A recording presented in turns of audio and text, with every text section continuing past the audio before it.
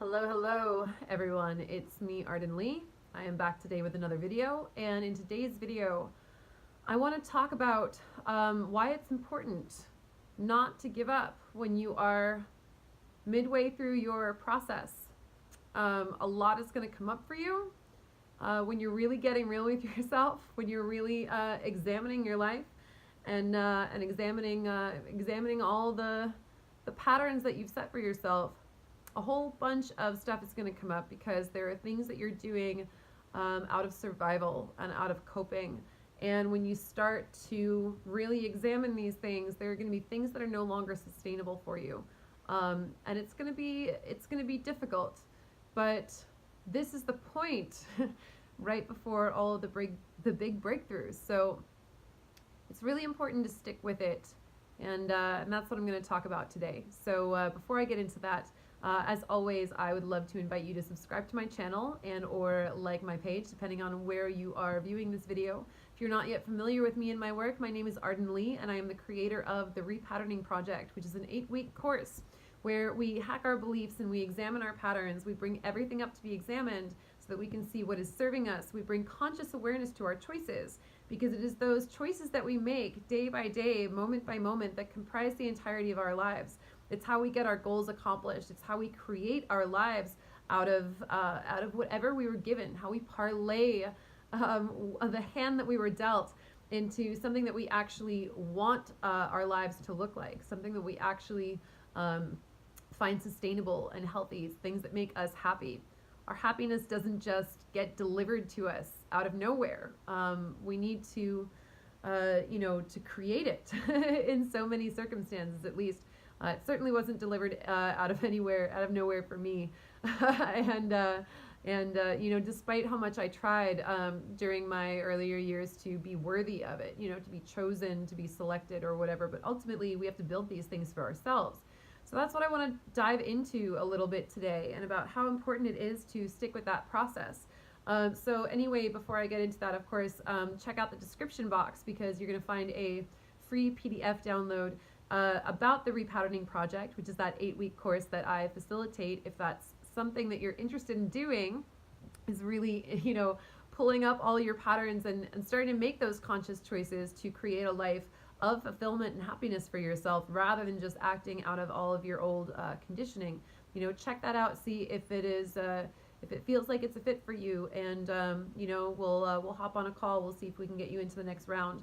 And also, of course, there is a link to the free Facebook group, the Repatterning Parlor, also in the description box.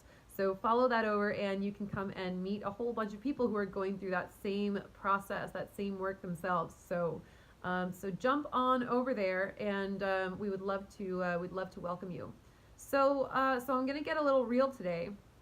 Not like I don't get real in most of my videos, but there was something that came up today where I'm teaching the course right now. I do it twice a year, and so we're in the middle of it right now. We're in the muck, right?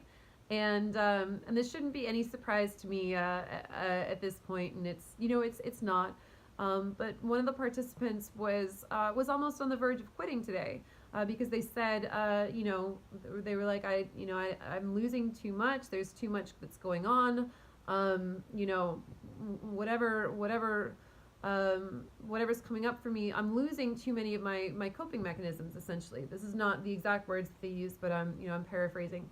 But this is essentially what we got down to. This is what we were able to work it through. And luckily, we had our group call tonight, and we jumped on, and we really kind of got to the bottom of what was going on, and they chose to stick with it. But I decided, it was such a good conversation that, and oh gosh, we spent like almost an hour on this one topic. So for me to dilute it down into a video that's supposed to be anywhere between 12 and 20 minutes might be might be a little difficult, but I'm gonna do my best. It's really important. It's something that not a lot of people warned me about before going into it, but that I'm almost kind of glad I wasn't warned about, because I would not have wanted to be put off of this process the way that I might have been had I known how difficult it was going to be.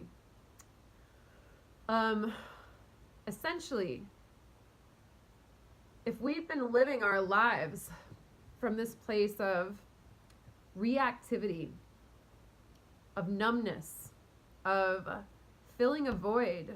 You know, we may do things where we our relationships, for example, we may be with someone who was appealing to us at a time when our standards were different, when we were more disconnected from the things that we want in our lives for ourselves. We may have chosen job situations to just temporarily meet a need, and then we got hooked on the steady paycheck or the money or whatever, and then all of a sudden we're afraid to leave because we don't know what else we would be doing. We may have gotten into living situations that were just convenient at the time, and then we just stayed there and we didn't examine them. But the point of doing this work is that we want to examine what is good for us, what is actually working out for us, and what isn't. The problem is that when we actually get real with ourselves about what's not working for us, when we start to tune into our bodies and actually listen to the way that our bodies feel about all the circumstances we're putting them in, it becomes difficult to ignore. So all of a sudden, that relationship that you were in, that you may have been clinging to out of attachment or out of habit, all of a sudden you're starting to do work on yourself, and maybe your partner is not. And that causes a rift. That causes a discrepancy. All of a sudden you have boundaries for yourself because you're aware of what you want and what you need in a relationship that you weren't before, when you were just more willing to sort of conform to whatever, you know, if you were being a chameleon, you know, you were like water taking the shape of its container. And you walked into a relationship perhaps with someone that already had a preset container, and you were just like, oh, I'll just adapt. And then all of a sudden, you know, that takes a toll on your body over time. All of a sudden you start asking your body, hey, what's up? And your body's like, this sucks. You know, I would definitely know, because I spent a lot of time in relationships where I was, you know, conforming and pretzeling myself. And I had to come out and be like, wow, that actually got really bad. And I wasn't even noticing how bad it got because I was so busy adapting. You know, our adaptation to others' needs is a way of distracting ourselves from tuning into what our own needs are. I'm going to say that again because it's important. Our adapting to other people's needs is a way of distracting ourselves from figuring out what our own needs are. For me, I grew up learning, quote unquote, learning a lesson that my own needs were dangerous. I'm sure I'm not alone in this. I'm sure there's a lot of people out there like this too. And so therefore it was so much more easy. It was so much easier for me to concentrate on other people's needs because that didn't feel dangerous. If we just deal with your needs and not mine, then it's fine, you know? And surprise, that led to a lot of relationship situations where, again, I've said this before, but if you pretend you have no needs, you will tend to attract people who agree with you. And then I would have even the slightest need, you know, I would have the need not to be completely abandoned out of the blue, or I would have the need, you know, not to be abused or whatever, you know, not to be, you know, not to have my furniture broken when I was financially supporting someone.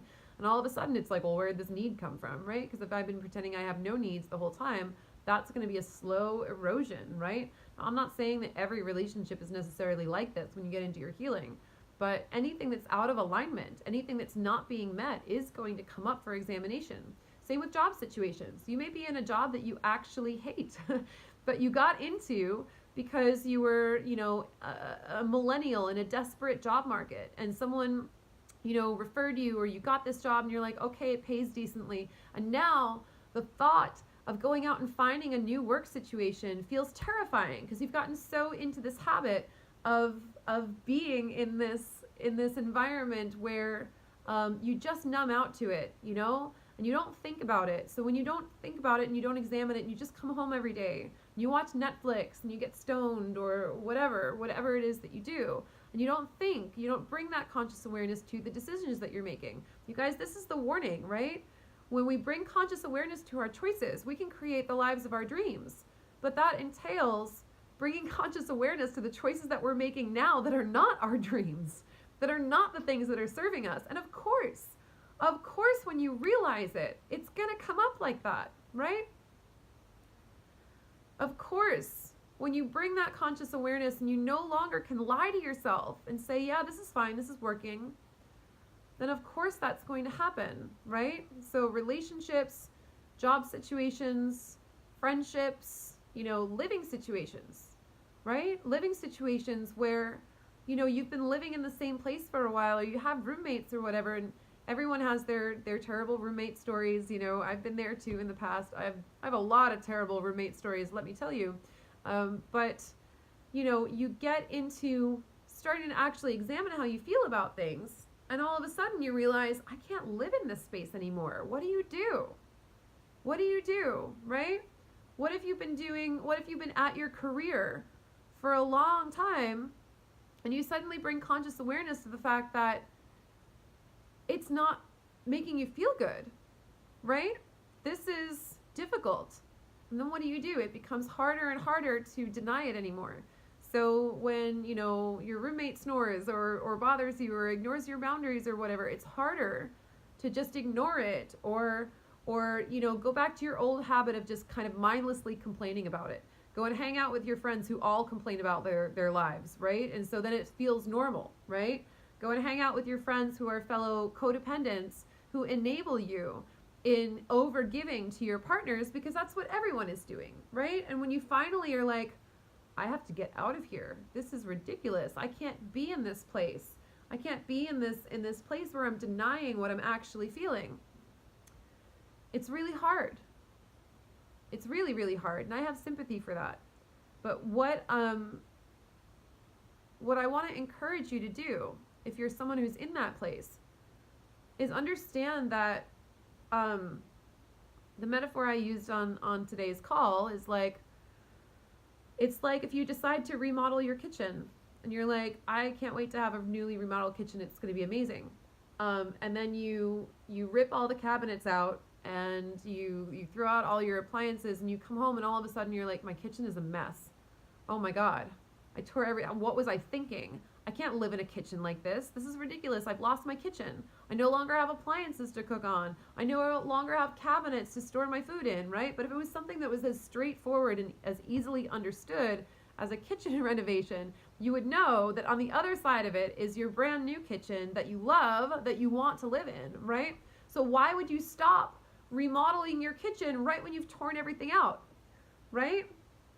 We set these intentions and then we get surprised when they show up so powerfully for us. Even I did, even me going into this journey, I can say this with a fair degree of confidence being on this side of it, but going into this, there were people who were like, oh, Arden, I'm so proud of you. You're going to work on your embodiment. You're going to really address your shit and whatever. And then all of a sudden I was like, oh my God, you guys, you didn't warn me that becoming more embodied, I've said this many times before, becoming more embodied feels like a great thing to do until you realize that it also means losing desensitization as a coping mechanism. All of a sudden, there are things in my life that I can no longer ignore. There are things that I can't put off or desensitize myself to anymore because I am aware of them. That's what it means to bring conscious awareness to our choices. And that's not easy. When I created this course, ironically enough, my worry was that I wasn't going to be able to put together something with enough value. My worry was that it wouldn't work, that I would put together something for people and they'd be like, well, it took another course, okay, whatever. And so I packed it with, as much information as I possibly could. And what's happening for people instead is that it's a lot. It's actually a lot of information, and it's really, I'm really learning how much it is really geared toward people who really want that great big change and are willing to sit with that discomfort in order to create those changes. I know for me, when I started renovating my kitchen, so to speak, I was real uncomfortable. I was real uncomfortable having nowhere to cook my appliances. cook my appliances.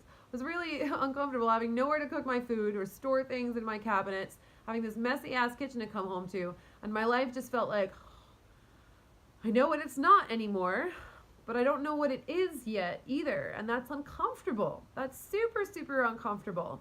But what I did is I asked Spirit, you know, the universe, whatever you want to say, my higher self, God, well, whatever, you know, I was in dialogue with, whether you want to call it the universe, you want to call it my own intentions, fine, whatever. I basically said, look, I'm super uncomfortable right now, and I want to do this work, and I don't want to cut corners, but let's speed up the process. And sure enough, that happened for me. It was harrowing. It was difficult. It was confronting. It was exhausting.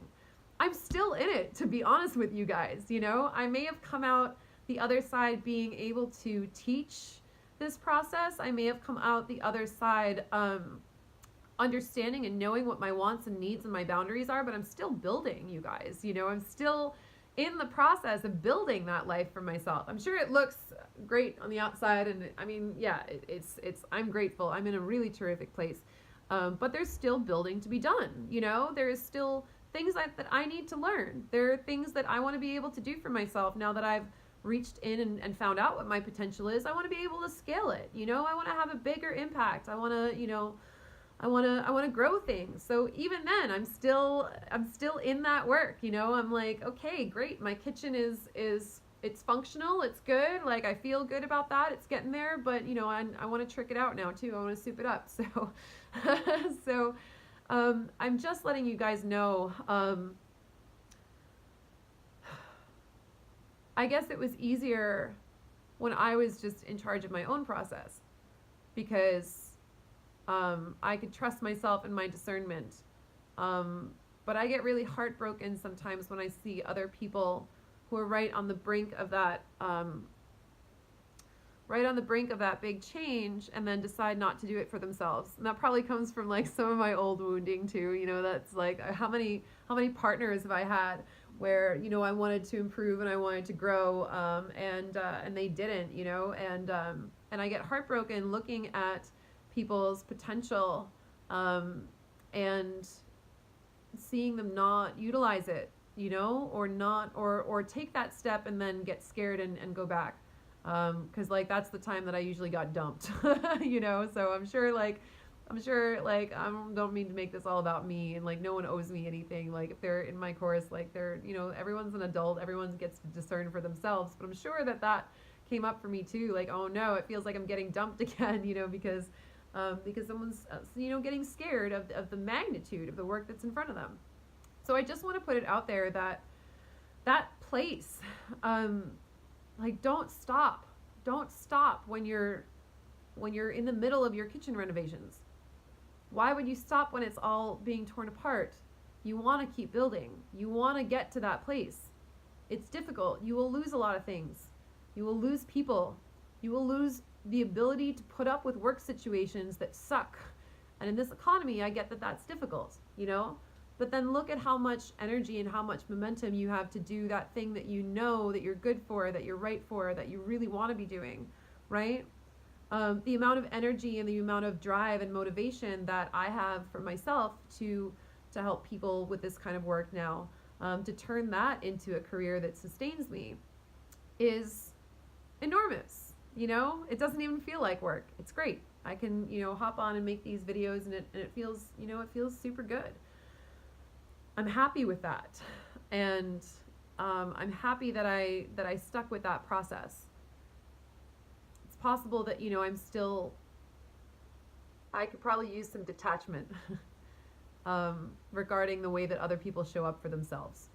It's been a pattern of mine in the past, and it's just difficult because I care about people, and I want to see them do well, and I want to see them succeed. But at the same time, you know, there's only so much that I can do. So I'm going to come on here and make a video, and I'm just going to say, I really want to see you stick it out if you're in that place. Even if I don't know you, even if you're just out there watching this and you're like, wow, I super relate to that. Stick with it. It gets better. What are you going to do? You're going to stop. You're gonna stop and you know, when you're not there, when everything is a mess, and you're just gonna live in the mess. No, no, of course not. Are you gonna go back to your old ways? You know, there's there's a phrase for that. You know, there's in Joseph Campbell in The Hero with a Thousand Faces, that, you know, the cosmogonic cycle, the mythological cycle, you know, the refusal of the call. We see how big the adventure is going to be, and we're like, oh no, don't want to do that. But once you've tasted that bit of it, you're not going to be able to just go back and live your life again, because you're not going to be able to deny all the things that you now know, and you're going to find yourself going to that door again anyway. So you might as well, you know. One of the reasons why quantum time mindsets and this idea of time hacking, right, timeline hacking, is so important to me, is because when I started doing the work, I was like, man, fuck this. This is awful. I want to be on the other side as quickly as possible. And there was so much that I needed to let go of, and so much that I was, yeah. But I just let it go, because I was like, I'm not letting anything come in between me and my finished kitchen, because I want my finished kitchen more than I want anything else that I'm trying to hang on to. So I really encourage you, if you're in that spot where things are getting difficult, just keep leaning into that idea of your finished kitchen. Don't back out when your renovation is halfway through. It's gonna suck. It's gonna be like living in a mess, and you don't want that for yourself. Everyone has their own pace. Everyone's an adult. I'm not going to come on and say like everyone has to do it as quickly as I did, as speedily as I did. I did what was right for me at the time because I wanted to get here. I was impatient, and I made sacrifices to do that. I made a lot of sacrifices. I'm still making those sacrifices. But but I'm here, and it was worth it. And if anything, I sometimes look back and wish, not that I'd gone faster, but maybe that I'd utilize some of my time more, or you know, put more resources away, or just stacked my deck better with that time that I had.